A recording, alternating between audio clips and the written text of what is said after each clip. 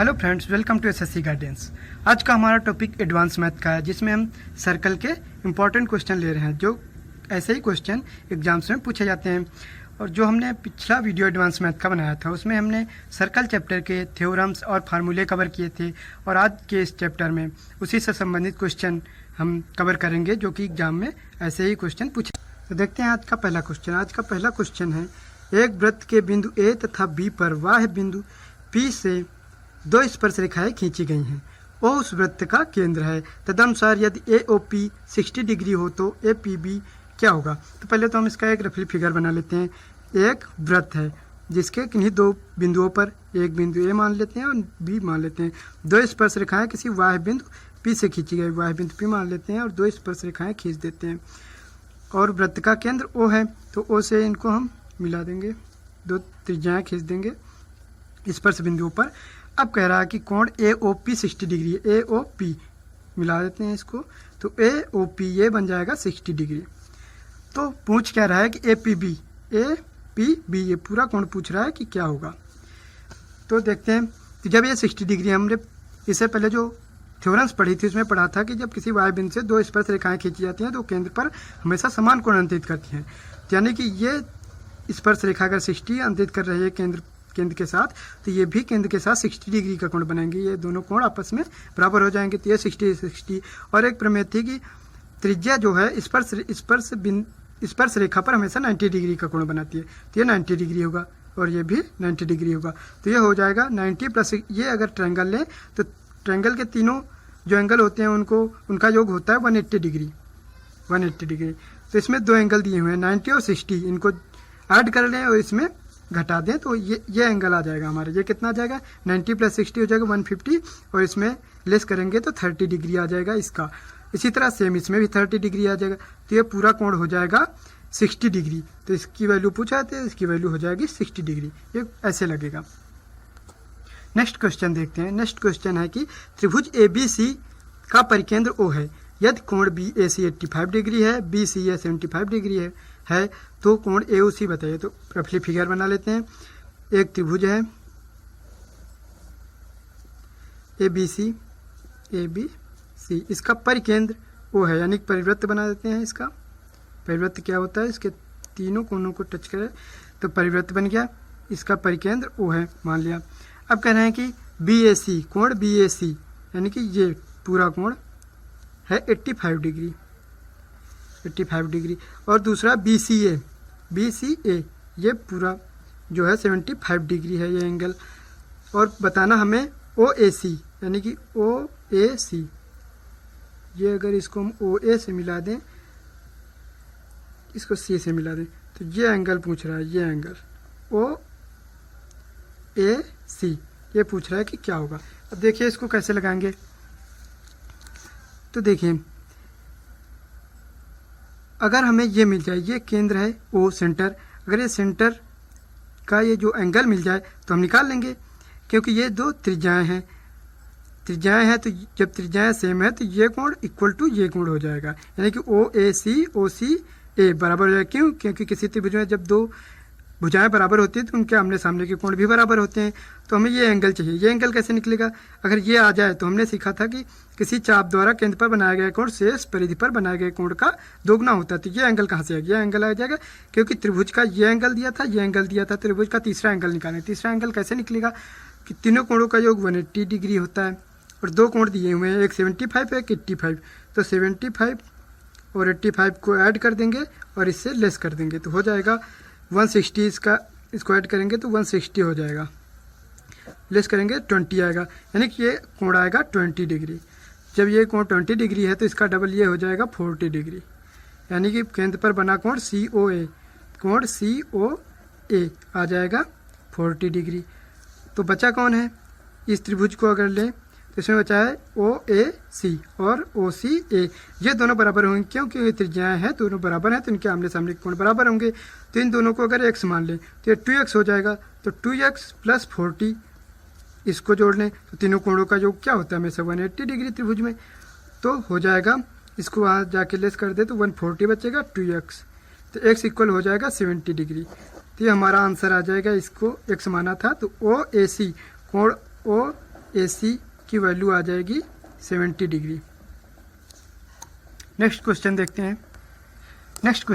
हैं, काफ़ी important question है ये है कि AB O केंद्र वाले वृत्त का व्यास है और DC उसकी एक जीवा है और DC समांतर AB है।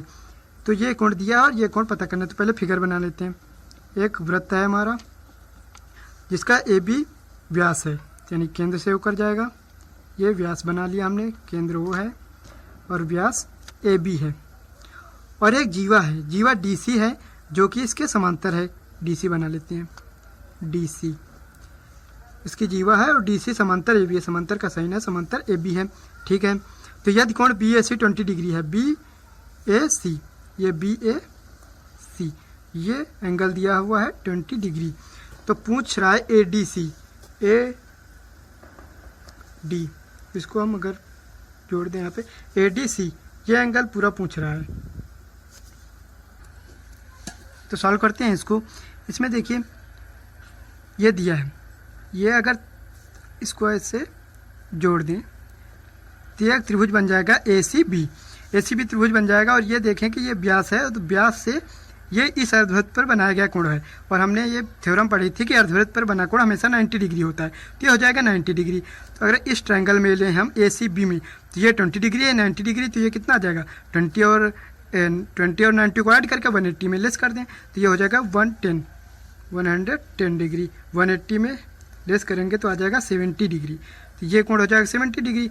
अब इसको निकालना था, ये कैसे आ गया, देखिए ये चक्रीय चतुर्भुज है। चक्रीय चतुर्भुज क्या होता है, जिसके चारों कोने वृत्त को टच कर रहे हैं, तो चक्रीय चतुर्भुज कहते हैं। चक्रीय चतुर्भुज का एक थ्योरम होती है कि उसके आमने सामने के कोणों का योग 180 डिग्री होता है, यानी कि 70 का और इसका जो पूछ रहा है इसको x मान लेते हैं, इनका योग 180 होगा, तो x + 70 कर लेंगे, आ जाएगा 180 डिग्री आना चाहिए। तो x का वैल्यू निकाल लेते हैं, इसको 75 कर देंगे उधर, तो आ जाएगा 110 डिग्री, 110 डिग्री इसका आंसर आ जाएगा। देखते हैं नेक्स्ट क्वेश्चन है हमारा, एक वृत्त की परिधि पर P तथा Q पर खींची गई स्पर्श रेखाएं A पर प्रतिच्छेद करती हैं, यदि ये कोण दिया और ये पूछ रहा है। तो फिगर बना लेते हैं पहले। एक वृत्त है और इस वृत्त पर दो बिंदु हैं, एक P और एक कहीं लेते हैं Q। इन पर अगर दो स्पर्श रेखाएं खींची जाए तो A पर कट करती हैं, तो ये बना दिया हमने, A पर A मिल रही हैं। तो ये दो स्पर्श रेखाएं, तो कोण कौन सा दिया है, PAQ दिया है 68 डिग्री, PAQ ये हो जाएगा 68 डिग्री। पूछ कौन सा रहा है, पूछ रहा है APQ ये एंगल पूछ रहा है। अगर ये इन दोनों को मिला दें तो ये हो जाएगा APQ, ये एंगल हमसे पूछ रहा है। तो ये कैसे निकलेगा, तो देखिए जब किसी वाह्य बिंदु से स्पर्श रेखाएं खींची जाती है किसी वृत्त पर, तो दोनों स्पर्श रेखाएं हमेशा बराबर होती हैं। ये दोनों बराबर हो गए, यानी कि तो ये ट्रायंगल ले लें हम APQ, तो इसमें क्या होगा, ये भुजाएं बराबर हैं। और त्रिभुज में क्या रूल होता है, जब बराबर भुजाओं के सामने के कोण बराबर होते हैं, यानी कि ये दो भुजाएं बराबर हैं तो इनके आमने सामने कोण बराबर हो जाएंगे, यानी कि ये कोण इक्वल टू हो जाएगा ये कोण, इस कोण के AQP और APQ बराबर होंगे आपस में। तो इसको x मान लेते, ये भी x हो जाएगा। और ये 68 दिया हुआ है और तीनों कोणों का योग कितना होता है 180 डिग्री। तो कर लेते हैं, ये x 2x हो जाएगा प्लस 68 डिग्री इक्वल टू हो जाएगा 180 डिग्री। अब इसको 75 कर लेंगे, 2x इक्वल टू हो जाएगा, इसको जाके लेस कर देंगे,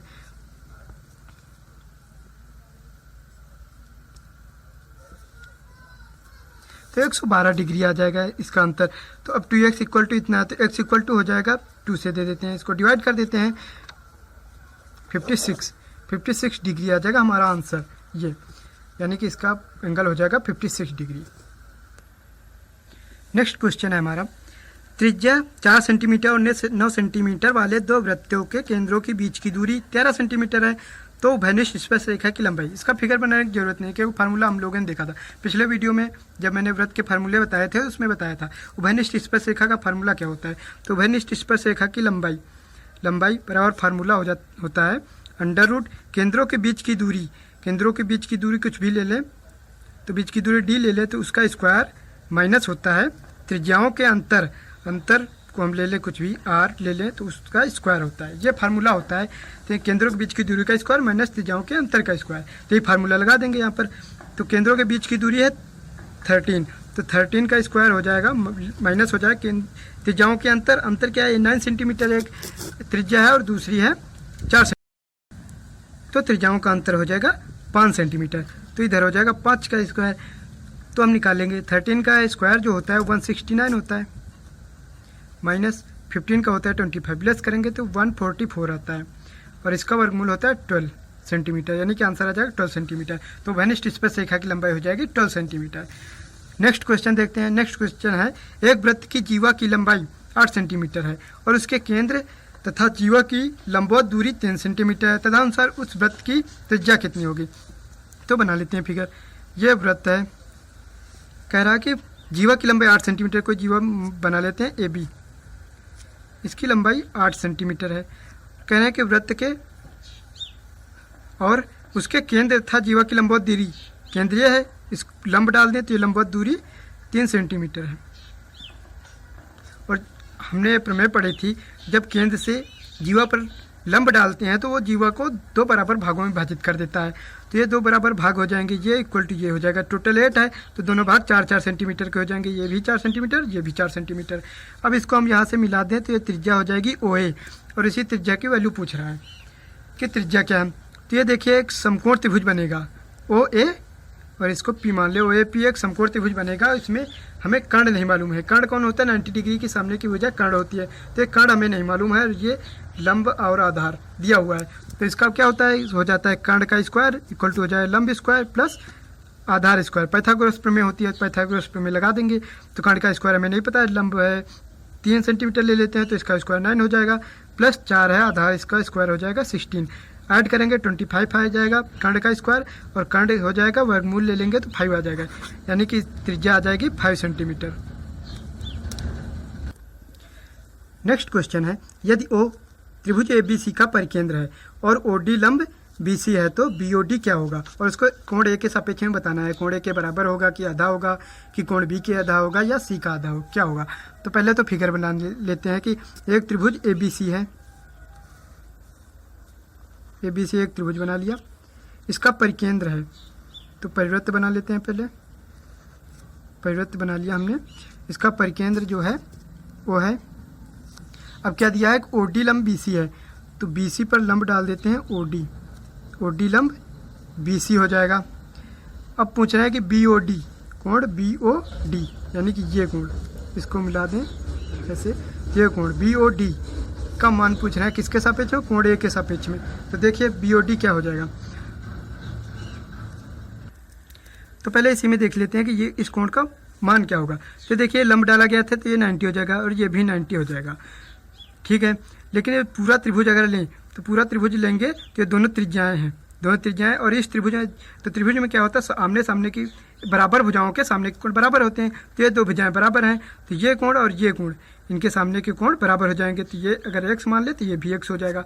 तो अगर हम अब अलग अलग त्रिभुज लें, एक ये ODB और ODC, तो इन त्रिभुजों में क्या है, ये कोण इस कोण के बराबर है, ये कोण इस कोण के, तो जो तीसरा कोण बचेगा वो अपने आप तीसरे कोण के बराबर हो जाएगा।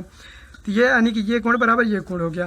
तो ये केंद्र पर जो अगर पूरा कोण ले, केंद्र पर पूरा कोण BOC था, अगर कोण BOC, तो इसका आधा हो जाएगा कौन, कोण BOD की वैल्यू आ गई यहाँ से, कोण BOD जो है वो कोण BOC का आधा है। अब ये संबंध जो केंद्र पर बना कोण है, इस चाप द्वारा इसका संबंध शेष परिधि पर बने कोण से होता है। क्या होता है कि शेष परिधि पर बना कोण जो है वो क्या है, BAC, ये होता है केंद्र पर बने कोण का आधा, यानी कि हाफ कोण BOC इसका आधा होता है, यानी शेष परिधि पर बने कोण का ये दुगना होता है तो इसका आधा ये हो जाएगा। तो BOC का आधा ये होता है एक कोण, तो हाफ BOC का मान हमने क्या निकाला, BOD, तो यानी कि कोण BAC इक्वल टू हो जाएगा कोण BOD, यानी कि ये कोण किसके बराबर है, कोण A के बराबर। तो वही आंसर हो जाएगा हमारा पहला, कोण A के बराबर होगा जो पूछा गया था।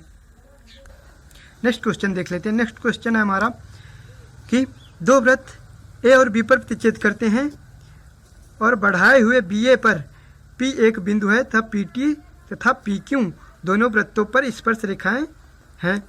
तो PT और PQ में क्या संबंध होगा, 4 ऑप्शन दिए हुए हैं, तो पहले बना लेते हैं। 2 वृत्त हैं जो आपस में एक दूसरे को विभाजित करते हैं 2 बिंदुओं पर, दो बिंदु क्या हैं, इसको अगर हम बी मान ले, इसको ए मान ले, ठीक है। दो बिंदु परिभाषित करते हैं, ए था बी पर, ठीक, छेद करते हैं।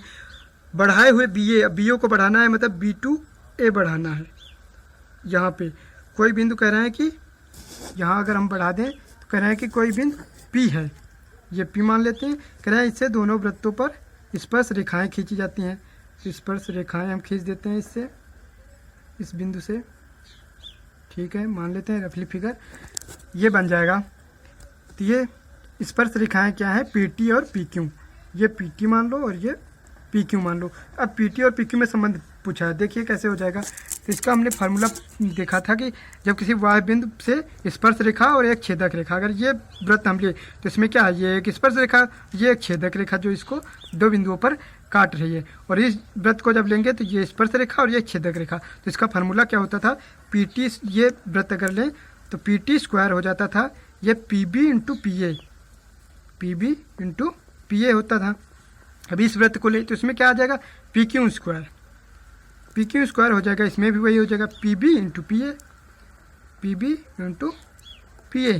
तो देखिए ये हमारा राइट हैंड साइड दोनों का इक्वल है, तो लेफ्ट हैंड साइड बराबर कर देंगे, तो हो जाएगा P T square equal to P Q square, यानी कि पी टी इक्वल टू हो जाएगा पी क्यू। तो हमारा आंसर आ जाएगा ये चौथा, P T equal to P Q. Next question देखते हैं। नेक्स्ट क्वेश्चन क्या है कि 3 इकाई त्रिज्या के एक वृत्त के बिंदु P पर एक वाह्य बिंदु O से एक स्पर्श रेखा इस प्रकार खींची जाती है कि OP 4 इकाई है, और यदि वृत्त का केंद्र C हो तो कोण COP का साइन क्या होगा, साइन में वैल्यू बतानी है। तो पहले फिगर बना लेते हैं। एक वृत्त है, वृत्त पर क्या है कि इसकी त्रिज्या 3 इकाई है और P एक बिंदु है, P बिंदु मान लेते हैं। इस पर एक वाह्य बिंदु O से एक स्पर्श रेखा खींची गई, OP मान लिया हमने, और केंद्र इसका बता रहा है कि सेंटर C है, और बता रहा है कि OP, ये P बिंदु था, OP 4 इकाई है, 4 इकाई, और ये हम CP स्पर्श बिंदु में मिला दें तो ये त्रिज्या हो जाएगी, ये है 3 इकाई, इसकी वैल्यू दिया है 3 इकाई। और इन दोनों को हम वाह्य बिंदु और सेंटर को मिला देते हैं, OC। तो देखिए, और हमने एक प्रमेय क्या पढ़ी थी कि जब किसी वृत्त पर वाह्य बिंदु से स्पर्श रेखा खींची जाती है तो और सेंट्रल से स्पर्श बिंदु को मिला दिया जाए, यानी कि त्रिज्या और स्पर्श रेखा के बीच का एंगल जो है हमेशा 90 डिग्री होता है। जब ये 90 डिग्री है तो ये ट्रायंगल बन जाएगा एक समकोण त्रिभुज, और समकोण त्रिभुज में क्या होता है, 90 डिग्री के सामने कोण क्या हो जाएगा, सामने का भुजा को कर्ण बोलते हैं, ये कर्ण हो जाएगी। और कोण कौन सा पूछा है, COP, इसका साइन में वैल्यू पूछा है, यानी कि इसको थीटा मान ले तो साइन थीटा की वैल्यू पूछी है हमसे, साइन थीटा, तो इसकी वैल्यू, तो जो कोण हमें बताना होता है उसके सामने की भुजा को लंब बोलते हैं, और शेष जो बचता है उसे आधार बोलते हैं। तो अब साइन थीटा की वैल्यू निकालिए। पहले तो ये निकाल लेते हैं कि साइन में कर्ण आता है, तो कर्ण कैसे निकालेंगे, पाइथागोरस प्रमेय लगा कि कर्ण हमें नहीं पता है, तो कर्ण का स्क्वायर हो जाता है आधार का स्क्वायर प्लस लंब का स्क्वायर। तो आधार का स्क्वायर कर लेते हैं, 4 का स्क्वायर 16 प्लस 3 का स्क्वायर 9, तो कर्ण स्क्वायर इक्वल टू हो जाएगा 25, वर्गमूल ले लेंगे तो 5 आ जाएगा कर्ण की वैल्यू, यानी कि CO की वैल्यू आ जाएगी 5 सेंटीमीटर, 5 इकाई।